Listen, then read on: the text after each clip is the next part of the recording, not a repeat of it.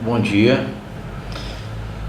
Vamos estar hoje, irmão, dando sequência às nossas aulas dominicais, a série de lições que nós temos compartilhado sobre o Jesus surpreendente, baseado nos textos de Lucas, nas narrativas de Lucas. Hoje nós vamos estar meditando em Lucas capítulo 3, versículo 21 a 22, que diz o seguinte: E aconteceu que, ao ser todo o povo batizado, também o foi Jesus. E estando ele a orar, o céu se abriu, e o Espírito Santo desceu sobre ele em forma corpórea, como pombo. E ouviu-se uma voz do céu: Tu és o meu Filho amado, em ti me comprazo. Jesus ele iria iniciar o seu ministério. Ele, como ninguém, sabia o que o aguardava, e que não seria nada fácil, seria algo doloroso, seria algo penoso e muito sofrível, mas ele tinha que iniciar. Afinal, este era o propósito da vinda dele. Então, neste pequeno trecho, nesta pequena atitude de Jesus em ir ao batismo, ele nos dá grandes e preciosas lições que eu espero que seja útil para as nossas vidas. A primeira grande lição que nós podemos tirar dessa narrativa é sobre o batismo. O batismo, ele é o início do nosso ministério, do nosso serviço a Deus, ou seja, o início de uma vida em serviço a Deus. Jesus até então tinha uma vida comum, como muitos outros judeus. Certamente, pelo que vemos nas narrativas anteriores, ele era uma pessoa que se dedicava às coisas de Deus. Isso até esse momento em que ele se encontrou com João Batista no Rio Jordão, pois ele ainda não tinha iniciado o seu ministério. Porém, diante do chamado de João Batista ao povo, para que estes recebessem o reino de Deus, Jesus deu o exemplo, inaugurando o seu ministério com o batismo. O batismo ele é o início do ministério de todos aqueles que desejam uma nova vida em Cristo Jesus. Para quem ainda não tomou essa decisão, saiba que ela é fundamental. Sem o batismo não podemos entrar no reino de Deus. Em João capítulo 3, quando Nicodemos chega para Jesus e Jesus diz: é necessário nascer de novo. Em Marcos capítulo 15, versículo 16, Jesus diz: quem crê e for batizado será salvo. Em Atos capítulo 2, versículo 38, quando Pedro, depois daquela pregação lá no templo de Salomão, quando tinha aquelas pessoas que estavam ouvindo a mensagem de Pedro, e eles perguntaram para Pedro: o que fazemos agora? E Pedro diz: arrependei-vos, pois, e sejam batizados, para que vocês tenham perdão dos pecados. Ou seja, é necessário o batismo. O batismo é fundamental para todos aqueles que desejam entrar no reino de Deus. Para os que um dia tomaram a decisão do batismo, precisam se lembrar todos os dias do compromisso assumido lá no dia em que você foi batizado. Lá, no dia do seu batismo, foi o início do seu ministério, foi o início da sua vida em serviço a Deus. Entenda que assim como para Jesus o batismo foi um grande desafio, assim também é para todos nós que tomamos a decisão de seguir Jesus através do batismo. Essa decisão, ela vai proporcionar a todos que permanecerem firmes um galardão ao qual Deus tem preparado para todos que perseverarem. Todos aqueles que perseverarem na decisão tomada no dia do batismo, há um galardão reservado, há uma promessa de Deus. O próprio Jesus, em João capítulo 14, ele promete isso a todos os seus discípulos, dizendo: vou preparar-vos um lugar. Jesus, ele foi preparar um lugar para todos aqueles que perseverarem em suas vidas, nos seus ministérios de serviço a Deus, que começou através do batismo. Apocalipse capítulo 2, versículo 26, 3, 5, 12 e 21, todos falam de aqueles que perseverarem receberão a coroa da vida, aqueles que perseverarem até o fim, escreverei o nome no livro da vida. Enfim, há uma mensagem, há uma promessa de galardão, de coroa, de vitória a todos aqueles que perseverarem. Então, irmão, o batismo é o início do nosso ministério. O batismo, ele é o primeiro passo dessa grande e maravilhosa caminhada, que assim como não foi fácil para Jesus, também ela não é fácil para nós, mas precisamos continuar firmes, sabendo que há um galardão que nos aguarda, sabendo que há um galardão que nos espera. Continue firme nessa decisão que você um dia tomou em relação ao batismo. Uma segunda lição nessa narrativa que nós podemos aprender é que precisamos ser modelo para aqueles que um dia vão tomar a decisão de seguir a Jesus. Precisamos ser modelos, dando sempre o exemplo. O profeta João Batista havia inaugurado a chegada do reino de Deus. Ele vinha já há algum tempo anunciando o Evangelho e a necessidade de se arrepender e ser batizado, confirmando assim o desejo de uma nova vida diante de Deus. Essa era a mensagem de João Batista. Arrependei-vos porque é chegado o reino de Deus. Jesus, ele era um enviado de Deus para inaugurar esta nova era do reino de Deus. Portanto, ele, embora não precisasse, por que Jesus não precisava? Primeiro, porque ele não tinha nenhum pecado. Segundo, ele era o rei desse reino que estava para ser inaugurado. Embora ele não precisasse, Jesus fez questão em ser batizado, como mostra a narrativa do Evangelho de Mateus, em capítulo 13, versículo 17, em que Jesus ele disse: deixa com que a lei seja cumprida. Jesus ele fez questão em ser batizado, para que o exemplo dele pudesse ser também seguido por todos. Por mais santo que uma pessoa possa ser, ela precisa entender que há necessidade de nascer de novo, de se tornar uma nova criatura, de ser batizado. Uma pergunta, irmão: será que nós, em nossa vida cristã, temos nos preocupado com este princípio de sermos exemplo? Será que nós temos nos preocupado com este princípio? Será que nós temos sido exemplo? Será que a nossa fé é um exemplo para outras pessoas? Será que temos sido exemplo na prática da leitura da palavra? Como o Salmo diz: bem-aventurado o homem que não anda segundo o conselho dos ímpios, não se detém no caminho dos pecadores e nem se assenta na roda dos escarnecedores. Antes o seu prazer está na lei do Senhor e nela medita de dia e de noite.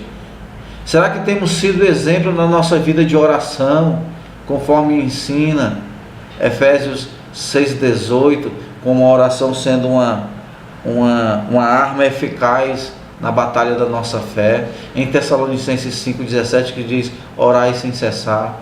Em Filipenses 4,6, que diz que não andeis ansiosos, antes sejam conhecidas as súplicas diante de Deus.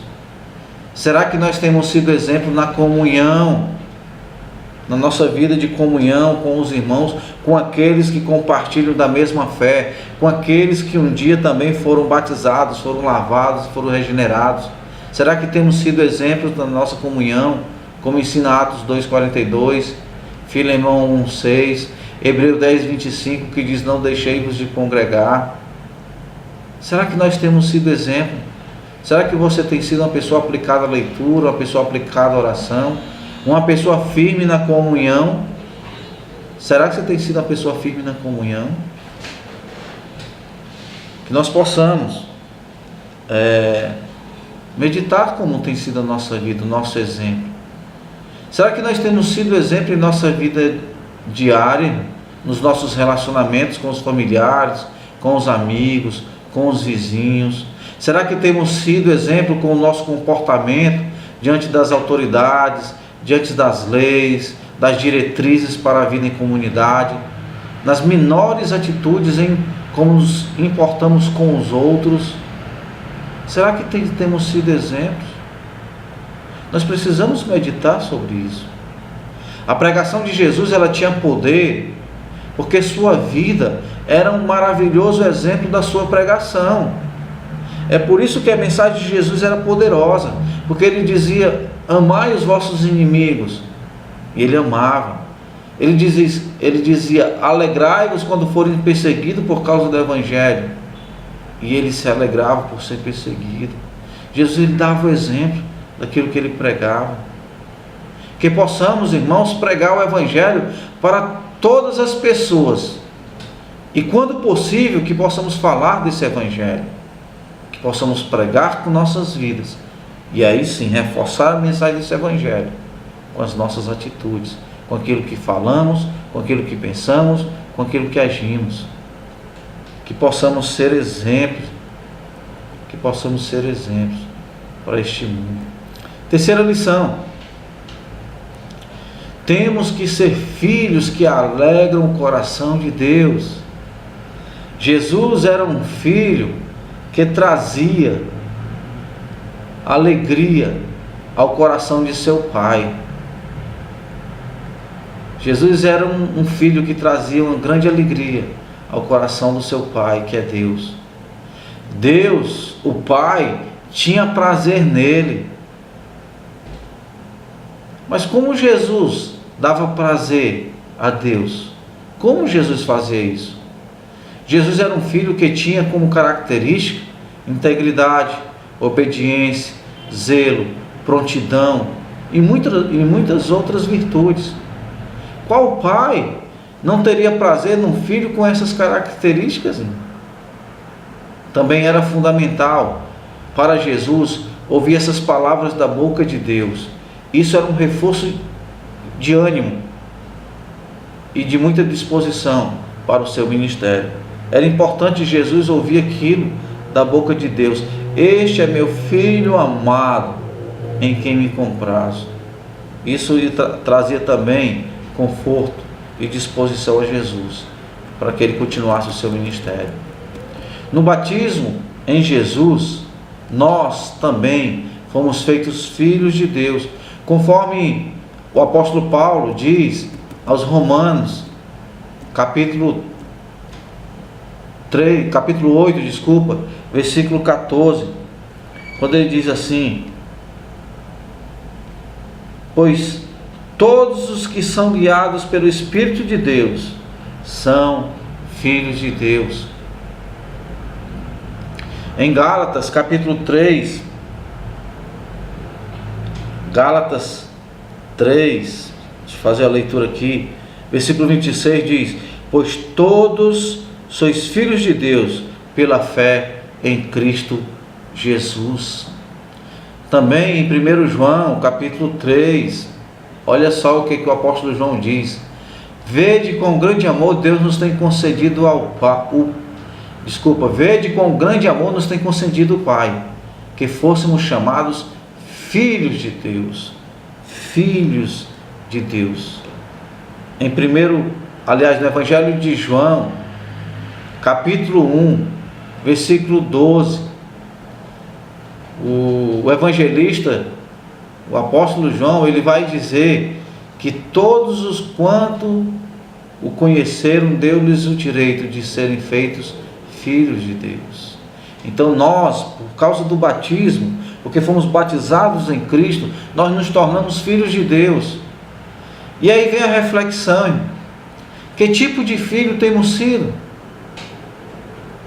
Que tipos de filhos temos sido? Será que temos permitido o Espírito Santo nos moldar, retirando as atitudes que não trazem prazer ao coração de Deus? E assim também o próprio Espírito produzindo em nós os seus frutos, para que desta forma nosso Pai Celestial tenha prazer em nós. Quanto mais se manifestarem em nossas vidas os frutos, o fruto do Espírito Santo, as características do fruto do Espírito Santo, mais o nosso Deus terá prazer em nossas vidas. Quanto mais se manifestar os frutos da carne, menos prazer nós estaremos trazendo ao nosso Deus. Que tipo de filho nós temos sido? Que tipo de filho eu e você tem sido?